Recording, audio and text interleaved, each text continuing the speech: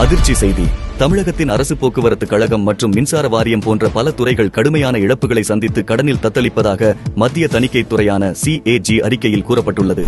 அந்த அறிக்கையின்படி தமிழக போக்குவரத்து கழகத்தின் கடன் 21,980 கோடி ரூபாயாக அதிகரித்துள்ளதாகவும் 2017ஆம் ஆண்டு ரூபாய் 6,467 கோடியாக இருந்த கடன் 3 மடங்காக அதிகரித்துள்ளதாக CAG வெளியிட்ட அறிக்கையில் தெரியவந்துள்ளது. மேலும் கர்நாடகா, கேரளா போக்குவரத்து கழகங்களை விட தமிழக போக்குவரத்து கழகத்திற்கு கூடுதல் செலவு ஏற்படுவதாகவும் அறிக்கையில் குறிப்பிடப்பட்டுள்ளது.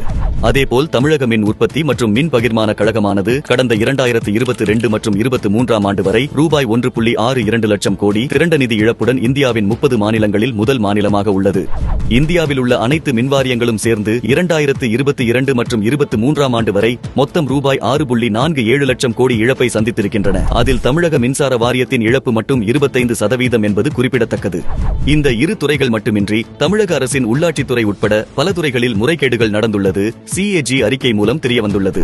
ஸ்டாலின் தலைமையிலான திமுக ஆட்சியில் ஒவ்வொரு துறையும் லஞ்சம், ஊழல், நிர்வாக திறனின்மை காரணமாக இழப்புகளை சந்தித்து வருகின்றன. இது தொடருமேயானால் அந்த கடன் சுமை கட்டண உயர்வாக மக்கள் மீதே விழும் என்பது வேதனையான உண்மை.